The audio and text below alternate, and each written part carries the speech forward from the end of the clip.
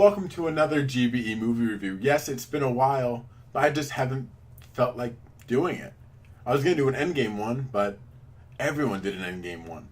And everyone knew it was going to be a good movie, so why do I got to tell you that it's going to be a good movie? You know that already. The other one was Detective Pikachu. I just forgot to do that one. But I wouldn't forget to do this one, and this is Aladdin.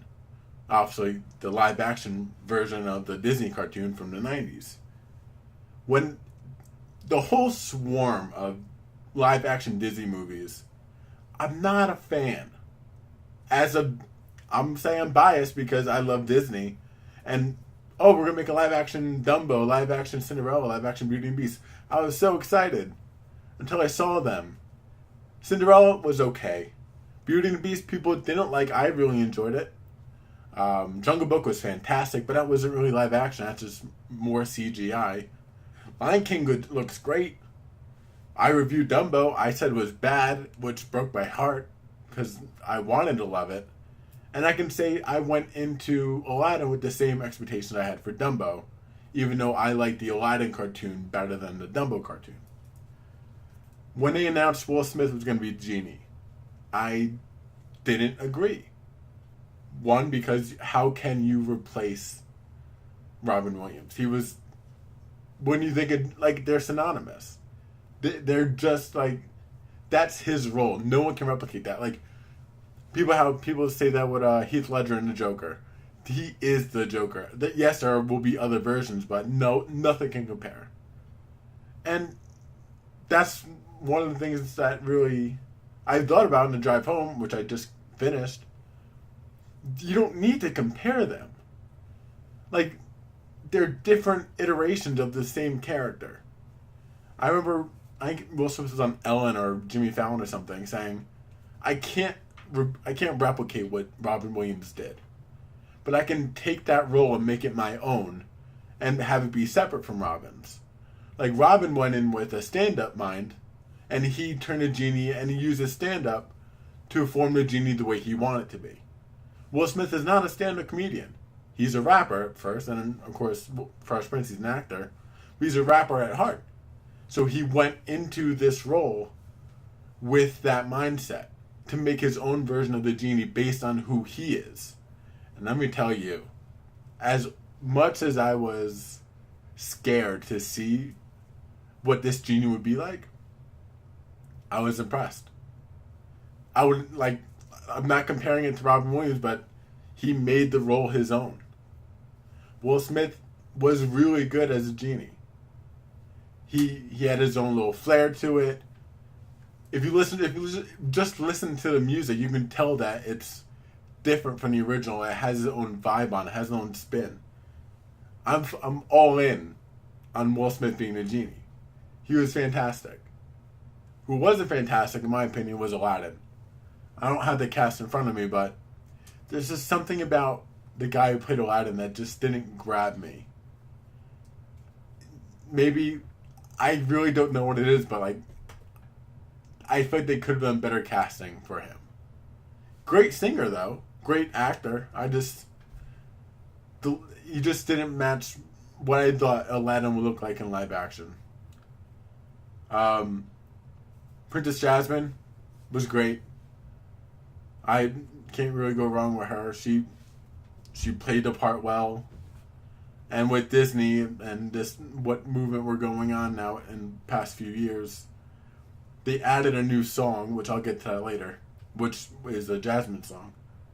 A new character that I don't remember from the original is the handsmaid for Jasmine, played by Nasim Pedrad from SNL.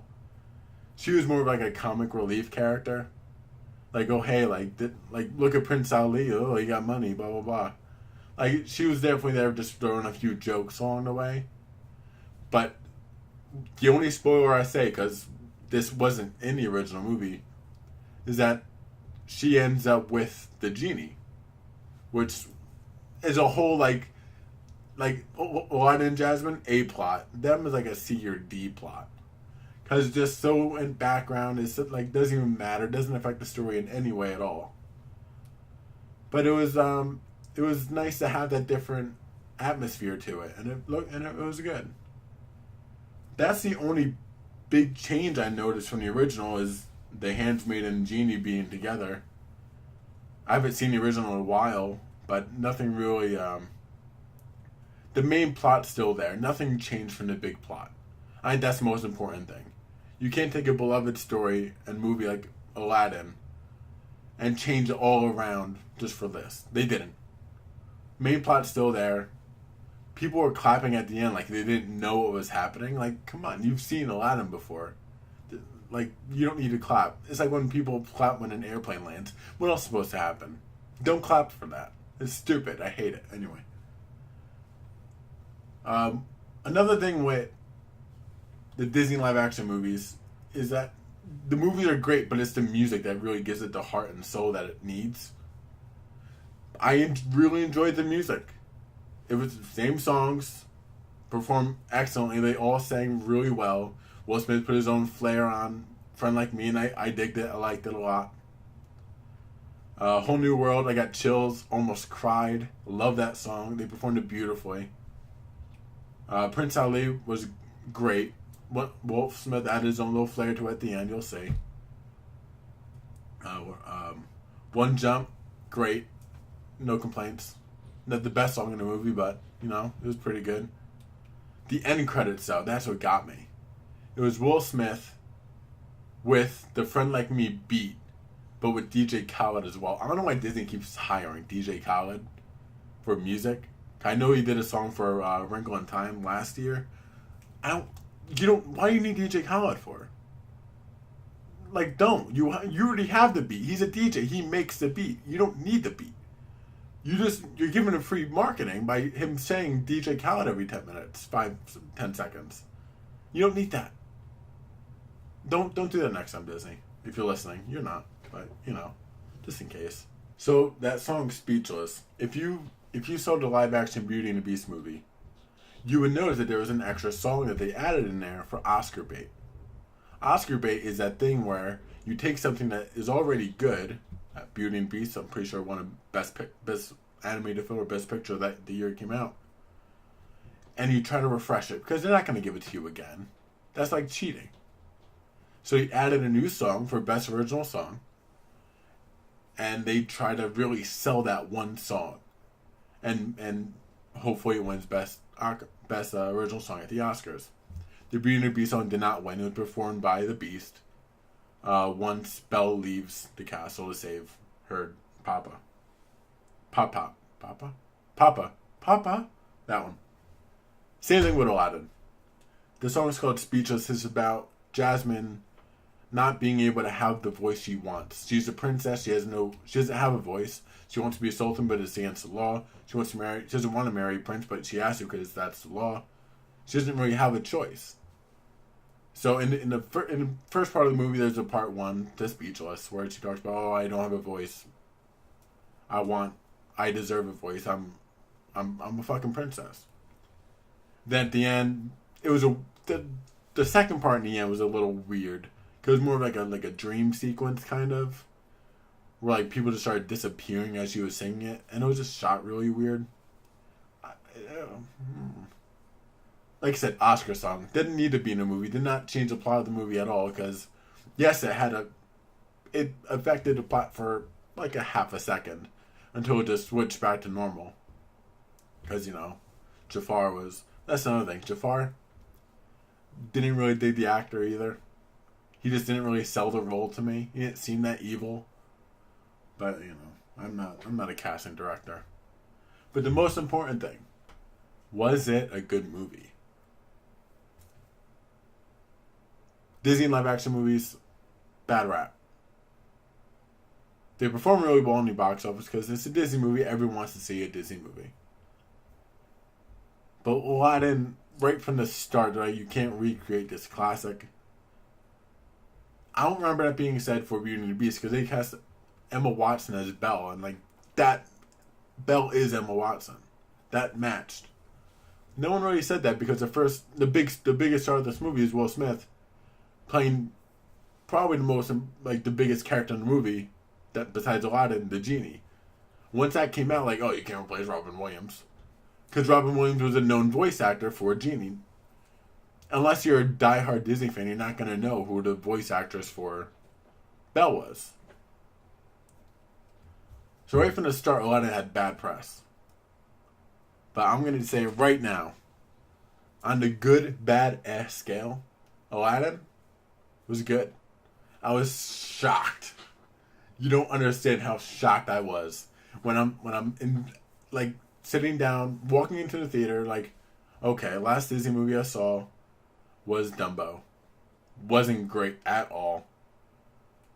But it's a Disney movie. I'll give it a second chance. I'll give Aladdin a chance. I love the music. I enjoyed the original movie. Let me just see it. And I was smiling the whole time. I cried during the crying parts. It was, you see the movie. It's a really good movie. It's Aladdin. Nothing big has changed compared to the original. But it has its own vibe and its own spin, and it's fresh and it's really good. I highly suggest you see this movie. I know I don't give a number because I don't care. It's either it's good, it's bad, or it's in the middle.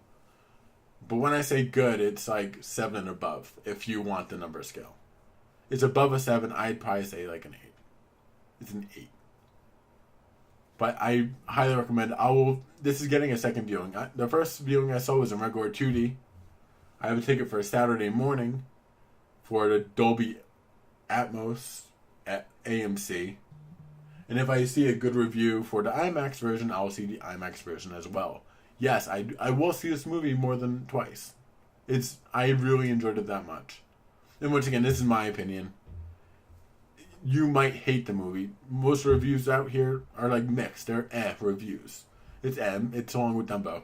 This is better than Dumbo. I did not like Dumbo. I couldn't find one. The only redeeming trait of Dumbo that I liked was how cute the elephant was by itself. And that was it. But for Aladdin, it was just a really good movie, and they really did a good job. The show-stopping number, Friend Like Me, they killed it. If you remember from Beauty and the Beast, the Be Our Guest number was like a show-stopping, holy shit, this is fucking amazing number. They rolled out all the stops from Friend Like Me, killed it, and I'll see the movie just to see that scene again until they release it on YouTube, and then I won't have to see the movie in theaters anymore. It was really that good. A Whole New World was fantastic. Go see this movie. It's a really good movie. Highly suggest it. If you actually like this movie review of me just babbling into a microphone, subscribe on Apple Podcasts, because that's where we are. Where I am. There's only me. There's only one of us. One of me. I'm solo. I'm alone. But yeah, you should subscribe to the Apple Podcast. Every once in a while, I'll do a movie review. It really has to hit my soul, you know? But like Aladdin did. Other than that, subscribe to the YouTube channel. Why do I keep saying we? I do gaming reviews, gaming previews, other stuff. I don't know what I do anymore. Hot sauce videos, that's coming up tomorrow, actually. I gotta edit that soon. Follow us on... Fuck! Damn it! Follow me on Instagram and Twitter at goodbadeh for all that stuff. And other than that, if you're doing anything this weekend, or if you're not doing anything this weekend, go see Aladdin. Bring a friend. It's a good time. I'll see you later.